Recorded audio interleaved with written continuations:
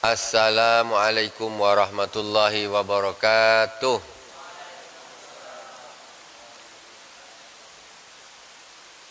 Alhamdulillahirabbil alamin wassalatu wassalamu ala sayyidil mursalin wa ala alihi wa sahbihi ajmain.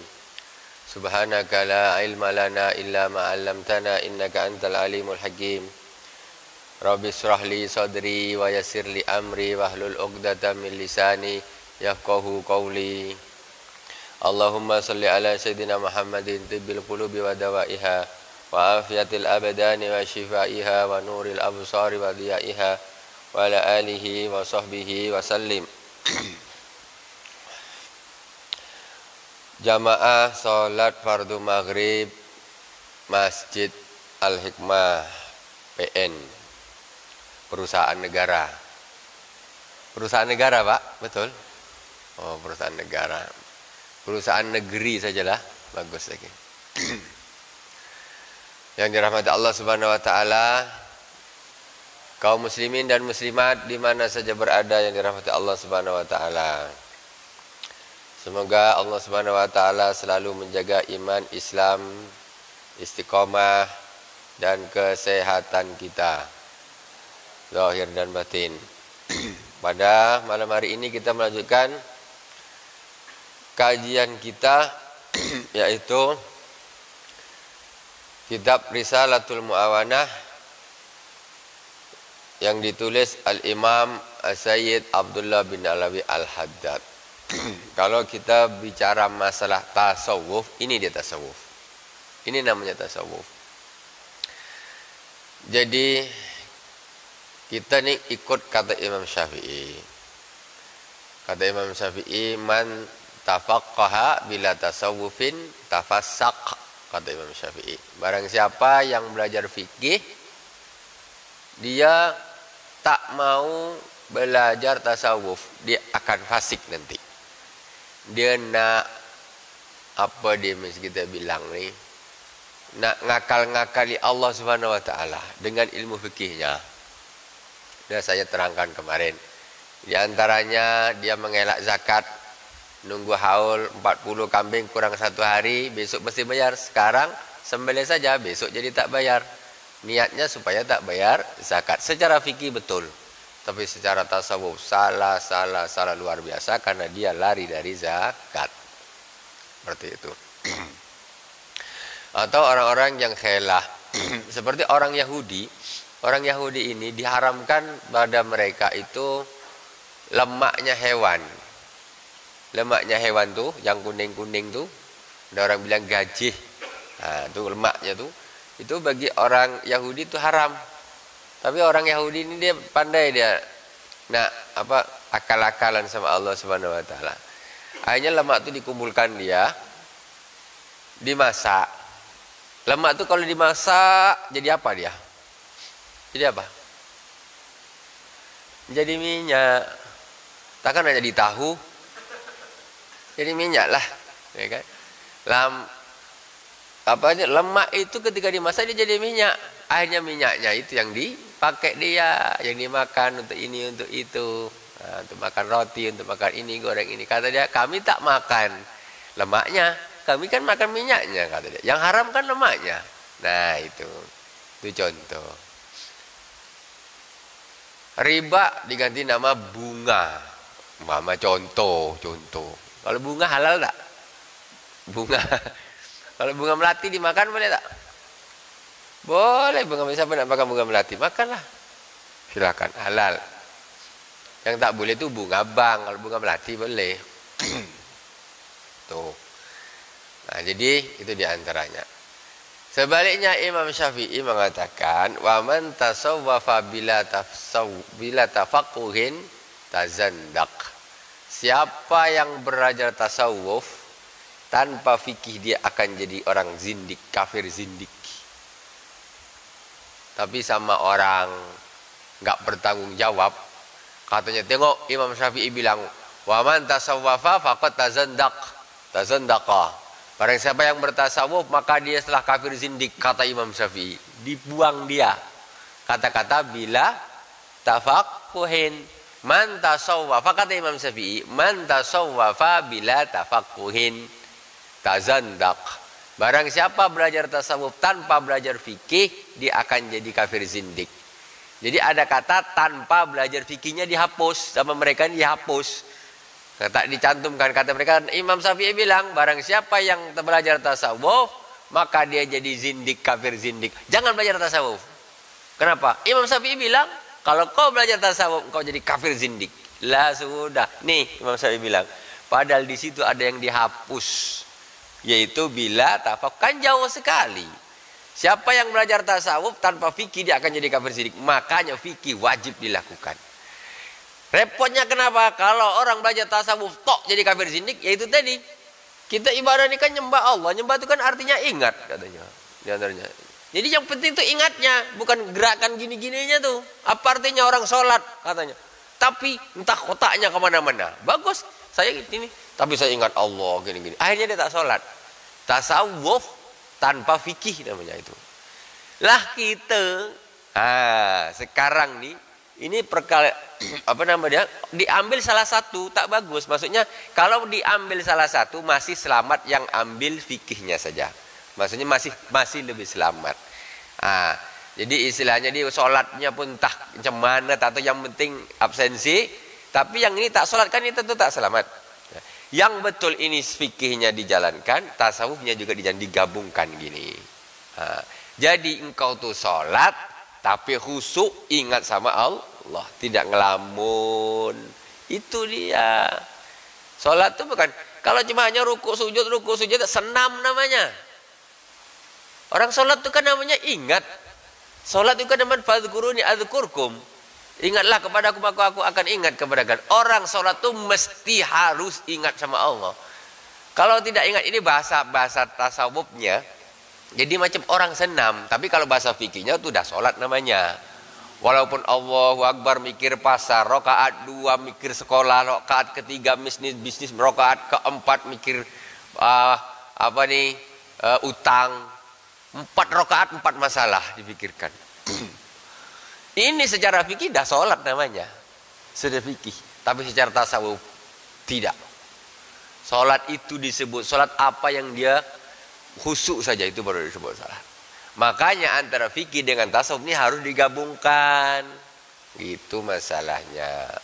Tasawuf ini untuk ngolah hati ini. Karena kenapa? Karena kita ini menyembah Allah Subhanahu wa taala, zat yang tidak bisa ditangkap oleh panca indera. Jadi tentu kita harus menggunakan hati. Hati ini yang bisa menangkap. Tangan mana bisa? Mata mana bisa? Telinga mana bisa? Nggak bisa. Kan gitu.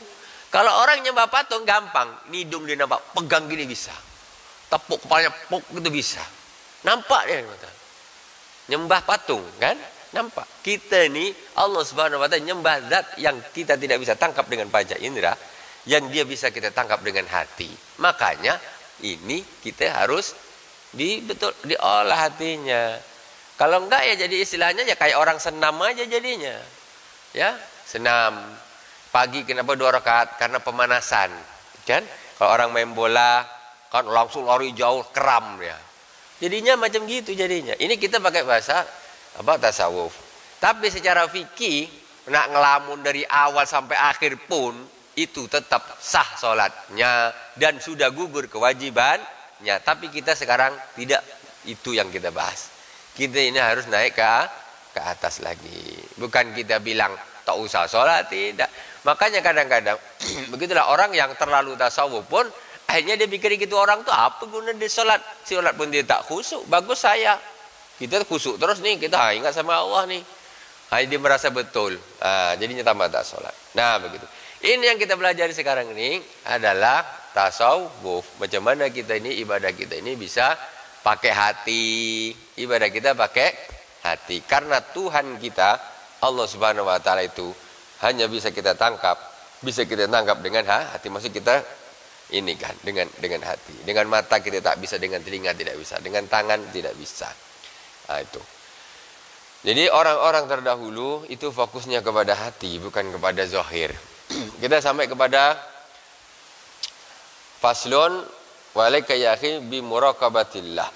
Masalah muraqabah. Sebenarnya kita hadiah Fatihah kepada guru kita Abu Sayyid Muhammad bin Alwi Al-Malik Al-Hasani.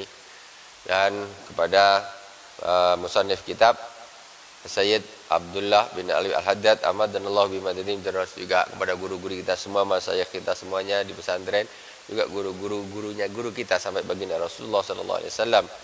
Ahmadanallahu bimadadihim wa fadha alaina min barakatihim wa anwarihim wa ulumihim fid dini wa dunya wal akhirati bisirril Fatihah. A'udzu billahi minasyaitonir rajim. Bismillahirrahmanirrahim. Alhamdulillahi rabbil alamin. Arrahmanir rahim. Maliki yaumiddin. Iyyaka na'budu wa iyyaka nasta'in. Ihdinas siratal mustaqim. Siratal ladzina an'amta 'alaihim ghairil maghdubi 'alaihim waladdallin. Amin. Ketika kita membahas tasawuf dengan membahas fikih, kalau kita tidak berusaha menggabungkan, maka nanti akan terjadi semacam pertentangan antara fikih dengan tasawuf. Nggak cocok. Orang yang di tasawuf tok dengan orang yang fikih tok, nanti ini semacam ada pertentangan nih. Maksudnya dari sisi aplikasinya, dari sisi pemahamannya, padahal agamanya sama Islam. Jadi mestinya syariat itu, hakikat itu tidak akan bertentangan dengan syariat. Kalau bertentangan berarti ini perlu dikoreksi dulu nih. Hakikatnya nih, yang betulnya gimana? Nah, jadi kenapa? Karena Rasulullah SAW itu adalah manusia yang paling tinggi derajatnya di hadapan Allah Subhanahu wa taala, orang yang paling tahu, paling tinggi sifat hakikatnya, tapi beliau tetap melakukan syariat. Itu saja standarnya. Kita sampai kepada qala Sayyid Abdullah bin Alawi Al-Haddad, wa mata ra'aita min nafsika takasulan an ta'atihi aw mailan ila ma'siyatihi fadzakkirha bi anna Allah yasma'uka wa yaraka wa ya'lamu sirraka wa najwaka. Ketika engkau melihat dirimu, ketika engkau melihat dirimu itu malas untuk taat, nak taat nih malas, fadzakirha, ingatkan nafsumu itu. Nafsumu diingatkan. Ingatkan gimana? Bi anallah yasma'uk. Allah tuh mendengar engkau. Wa yarak, Allah tuh melihat engkau. Jadi dialog di dalam diri sendiri. Kita menasihati, kita ini berbicara dengan nafsu kita nih di dalam diri. Diajari nafsu. Ya. Allah tuh melihat engkau, tahu tak? Allah tuh mendengar engkau. Wa ya'lamu sirraka wa najwak, Allah mengetahui yang kau rahasiakan, dan Allah mengetahui yang kau bisik-bisikan, orang lain tak dengar tapi Allah dengar. Allah tahu loh. Kamu kok malas sih, kenapa? Jadi di dalam diri kita ini kadang kita ini malas. Kita harus ingatkan sendiri, kau ini kenapa malas? Allah nengok, Allah dengar, Allah tahu. Fa illam yufidha hadza dzikr li kusuri ma'rifatiha bi jalalillahi ta'ala fadhkur laha makanal miskin al karimain lilladzina makanal malakain al-karimain alladzina yaktubanil hasanat was sayiat. Kemudian kalau nafsu ini masih tetap malas, suruh sholat malas, suruh ini malas, suruh baca Quran malas, udah dikasih tahu Allah tuh ngelihat engkau, Allah tuh dengar engkau, masih dia tetap masih malas, entahlah macam malas gitu. Apa katanya Imam Abdullah bin Al-Haddad? Kalau udah gitu ingatkan kepada dia tentang dua malaikat yang mencatat kebaikan dan kejelekan. Kamu tahu tak? Ini di sebelah sini dan sini ini ada malaikatnya dua, tahu tak? Dia yang catat. Kalau engkau malas-malas kau melakukan tak baik, dicatat oleh malaikat. Engkau melakukan baik, dicatat juga oleh malaikat untuk pencatat hasanat. Diingatkan.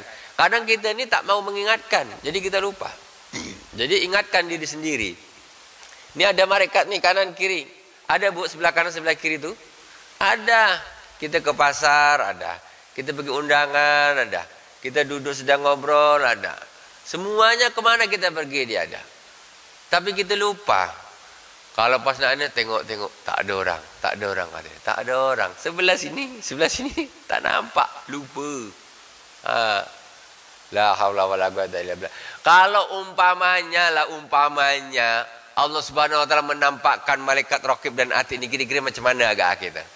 Dia siap-siap aja pegang pulpen sebelah kanan sebelah. Apa kau nak bikin? Nak gini tak berani. Aku catat.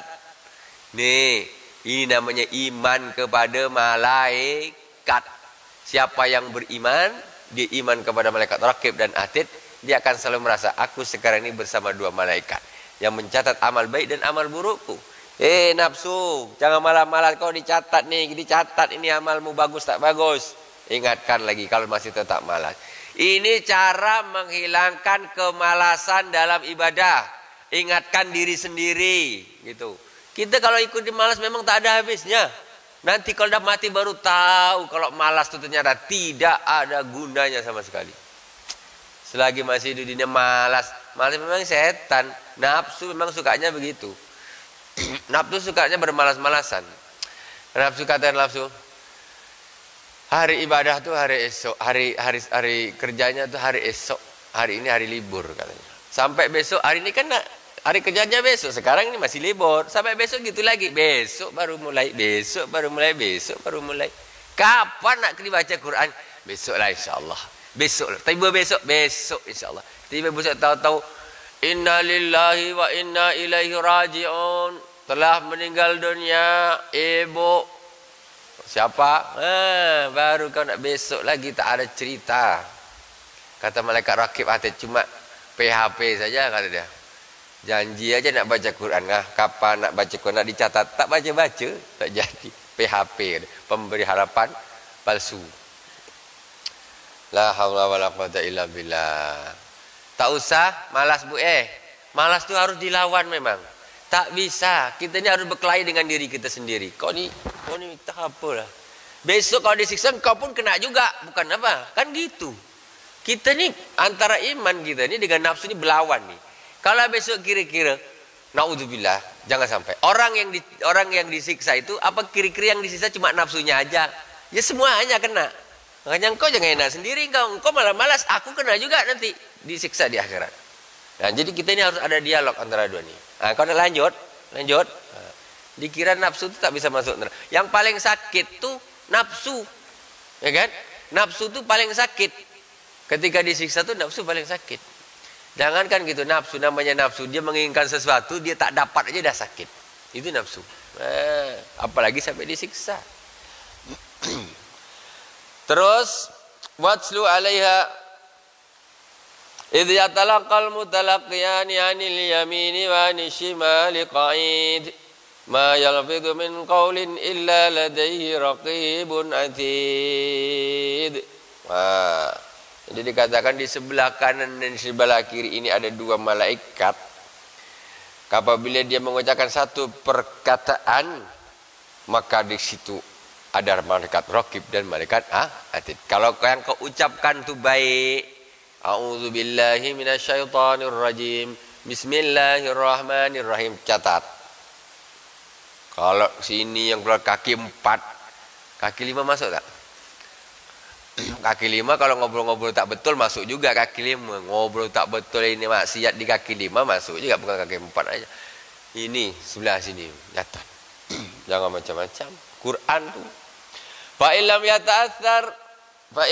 tata'athar hadha at-tadhkir fadzakkirha qurbal maut wa annahu aqrabu ghaibin yuntadhar.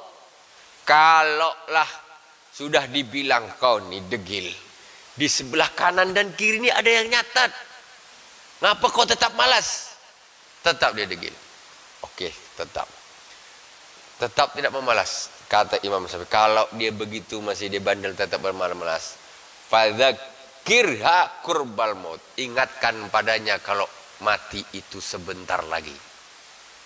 Sebentar lagi engkau mati, tahu tak? Kau nak apa? Sebentar lagi mati. Kau nak gila dunia, gila ini mati. Baru tadi sebelum maghrib kurang sikit. Baru nguburkan orang meninggal tadi. Ibu-ibu. Bu, yang mati ibu-ibu loh. Jangan macam-macam. Kata, jangan lupa mati. Dikira umurnya masih panjang semua tuh yang di depan saya. Enak kali dikira. Bisa pesan sama malaikat Israel. Malaikat, aku jangan matikan dulu. Tak bisa. Mati ini sebentar lagi tahu tak? Engkau nak malas-malas gini terus, mati sebentar lagi. Ingat mati. Biar jadi ibadah ini tak malas lagi. Ngapa balas baca Quran? Karena dipikir matinya tuh masih lama. Betul tak, Bu? Betul kan? Malas baca Quran, malas ibadah. Apa? Mati, aku matinya masih lama. Macam dia tahu aja mati masih lama. Kan? Itulah orang ini sekarang hidup. Kenapa malas ibadah? Karena terlalu optimis matinya masih lama. Itu sebabnya. Makanya kata Rasulullah SAW, "I'mal li dunyaka ka'annaka ta'ishu abada, wa'mal li akhiratika ka'annaka tamutu ghada." Bekerjalah untuk duniamu seolah-olah kamu hidup selamanya. Ini yang betul cara memahaminya. Jadi orang kalau memahami biasanya, umumnya orang memahami, bekerjalah untuk duniamu seolah-olah kamu hidup selama-lama. Jadi pokoknya semangat. Pokoknya tak akan mati. Orang kalau tak mikir mati kan hidupnya semangat. Terus kerja. Kalau dah tak mikir mati, kapan dia nak sholat? Terus besok masih hidup, besok semangat. Luar biasa bisnis. Itu namanya orang tak ingat mati. Bukan gitu maksudnya. Bekerjalah untuk duniamu seolah-olah kamu itu hidup selama-lamanya. Namanya hidup selamanya santai lah. Ini tak selesai. Besok kan masih ada. Berhenti dulu. Sholat dulu. Macam tak ada hari besok aja. Besok kan masih ada. Berhenti dulu, ibadah dulu. Jadi tak tabrakan. Ini semangat. Kalau udah semangat lupa sholat lah. Azan tak azan bantai lah. Yang azan lain, yang kerja kan lain. Urusannya lain-lain. Tak bisa gitu. Makanya maksudnya itu seolah-olah hidupmu selama-lamanya itu santai-santai saja. Gitu. Bukan tambah ngotot. Kalau udah ngotot gitu terus macam mana? Besok belum mati. Dunia teruslah dia. Kan gitu. Semangat.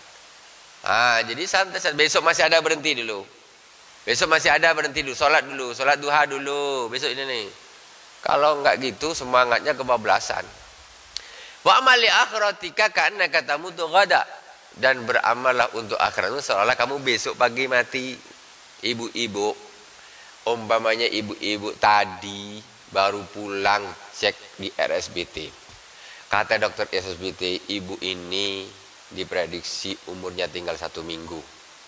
Kira-kira ibu-ibu macam mana ibadahnya? Nangis terus kan? Nangis kan? Apalagi harap aku di dunia udahlah. Baca doa panjang, biasanya nonton TV. Kurang seminggu dah kasih tahu sama dokter, ibu ini tak bisa diharap. Kata sama suami bilang, tapi tak usah bilang sama ibu. Ini ibu tak bisa lagi. Seminggu lagi paling lama. Ada bocoran sampai ke ibu. Nangis dah. Tak adalah lagi saya nak ngarap dunia ni, tak adalah. Solat lama, doanya lama, nangis. Quran biasa tak dibaca. Sampai basah Qurannya. Kenapa? Seminggu lagi mati. Itu mestinya macam gitu, Bu. Mau kasih tahu dokter, tak kasih tahu tuh harus gitu sebetulnya. Itulah kita ni terlalu, kita ni diperdaya, dilupakan oleh setan. Diperdaya oleh nafsu. Nafsu tuh, kau mati masih lama. Tak percaya. Coba cek sana sama dokter. Dokter, kira-kira saya umur saya ini berapa hari lagi? Gitu, Bu. Orang-orang sahabat luar biasa, orang-orang soleh ini tak ada panjang angan-angan. Dipikir sekarang pokoknya saya ibadah, mungkin besok saya mati. Sekarang saya harus besok mungkin saya mati. Mungkin bisa. Pastor itu umurnya sampai 90 tahun. Mulai dia umur 40, ibu ada rajin. Mungkin besok saya mati. Rajin lagi, mungkin besok saya mati. Sungguh. Ternyata sampai 90 tahun baru dia mati. Kan? Tapi apa? Ibadahnya luar biasa. Itu macam itu. Ingatkan kepada nafsu, mati itu tak lama lagi.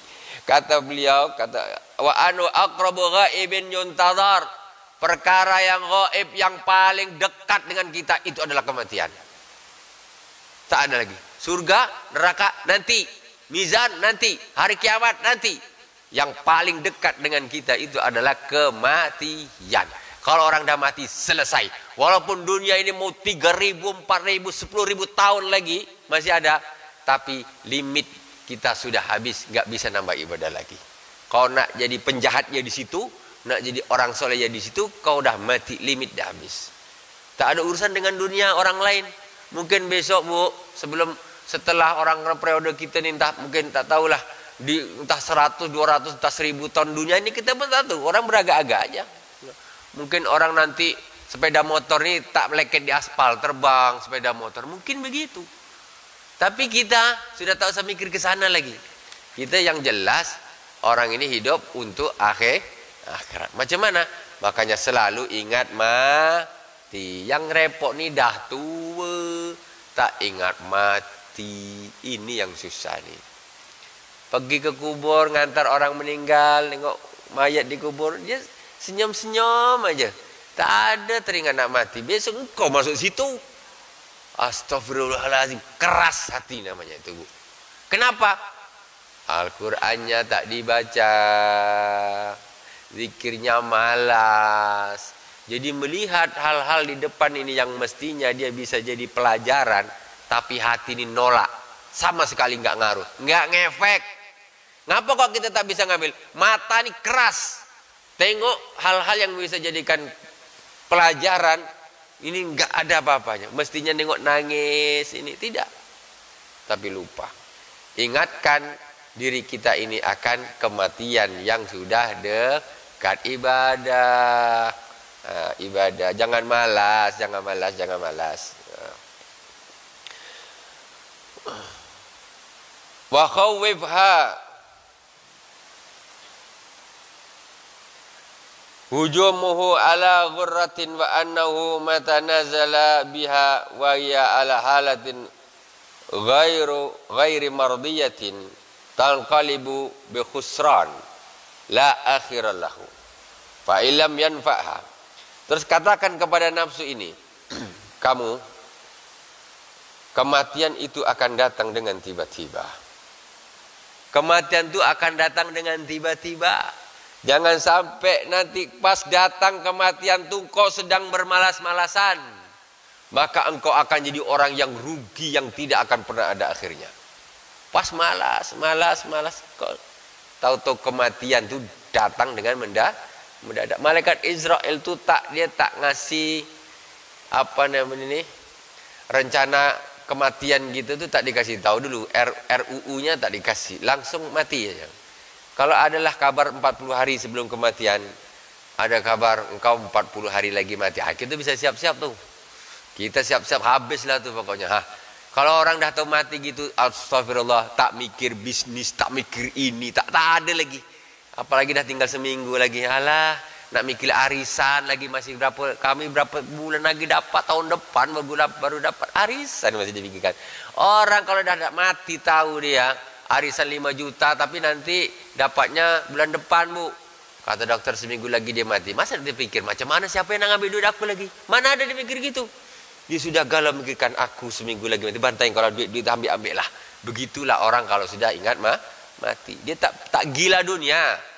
Kita ni gila dunia karena kita ni tak lupa kita akan kematian. Jadi kasih tahu dengan nafsu ini, kematian itu datangnya mendadak, enggak bilang-bilang malaikat Israel tuh. Langsung datang mendadak. Kalau pas dia datang, kau ini dalam kondisi malas, tak mau sholat dan sebagainya, maka engkau akan jadi orang rugi yang tidak pernah ada batasnya. Besok di akhirat. Selesailah kau.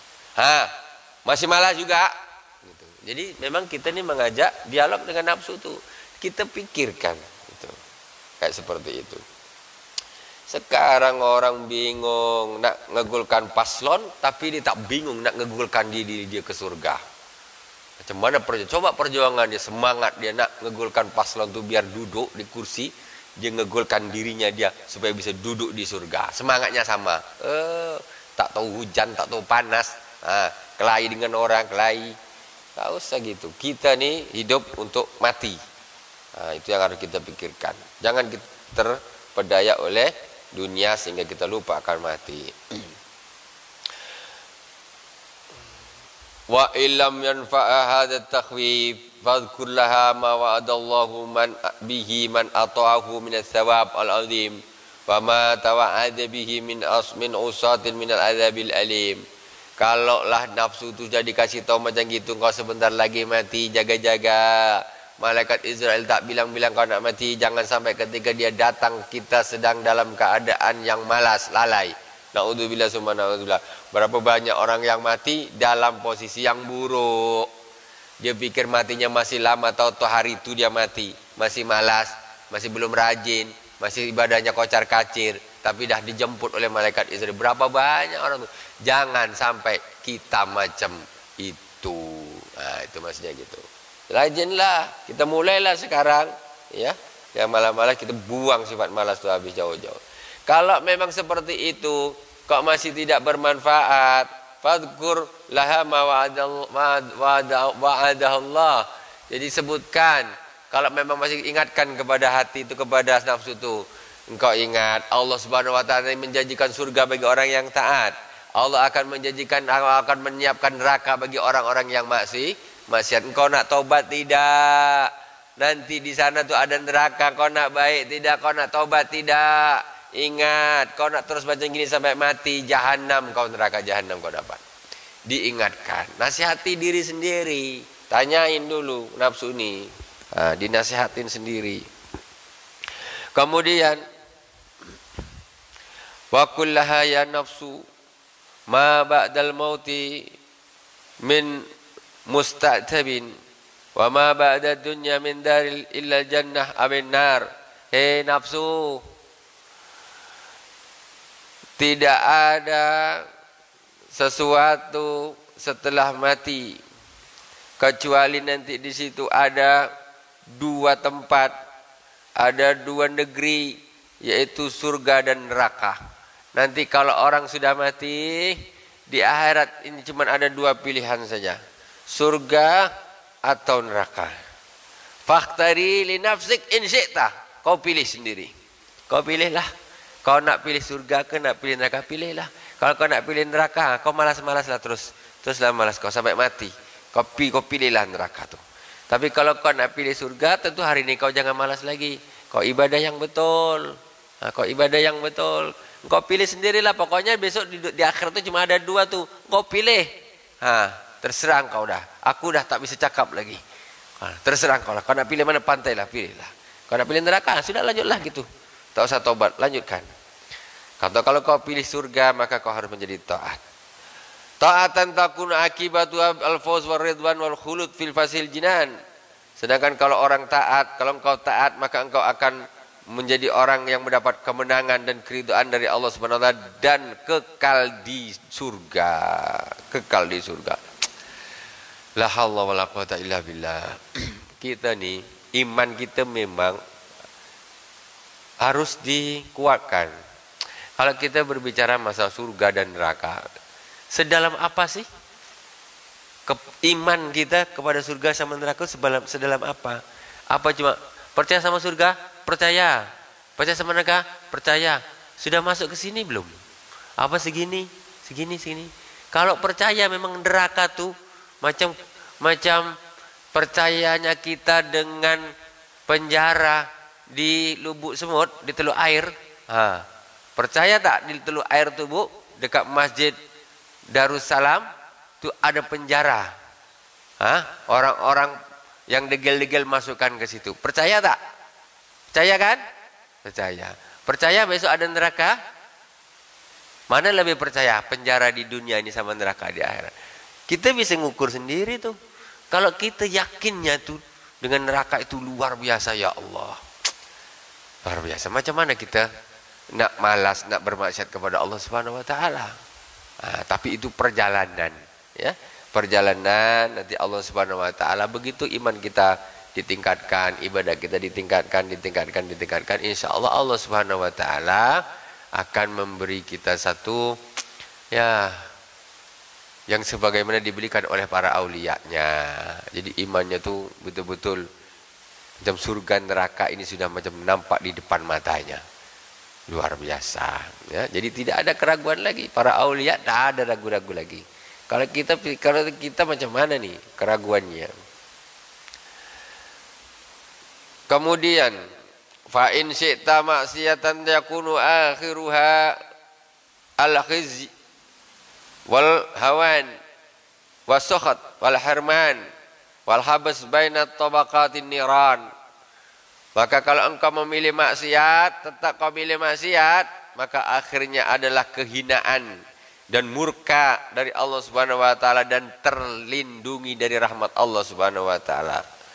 Dan dipenjara di antara tingkatan-tingkatan api neraka besoknya. Fa'alid nafsaka hadhil adhkar inda taqaudiha anit ta'at wa ru'uniha ilal maksiyah fa inna minal adwiyah an-nafi'ah li amradil qulub. Maka obatilah dirimu dengan nasihat-nasihat di atas, ya. Ketika kita ini terjadi penurunan di dalam ketaatan. Kalau pas malas, Bu, pas malas ingat lagi. Ingat apa? Ingat mati, ingat surga, ingat neraka, ingat raqib atid. Nah, ingat, itu semua harus diingat supaya semangat lagi. Kalau tak begitu, kesemangatan itu akan tambah rendah. Na'udzubillah summa na'udzubillah. Alhamdulillahirabbil alamin. Semoga bermanfaat dari awal sampai akhir. Mudah-mudahan Allah menjadikan kita hamba-hambanya yang istiqomah, ya, yang selamat di dunia dan di akhirat, yang semangat ibadah, yang bisa mengalahkan nafsu kita semuanya. Subhanakallahumma wa bihamdika asyhadu an la ilaha illa anta astaghfiruka wa atubu ilaik. Wa sallallahu ala sayyidina Muhammadin wa ala alihi wa sahbihi wa baraka wa sallam. Walhamdulillahirabbil alamin. Wassalamualaikum warahmatullahi wabarakatuh.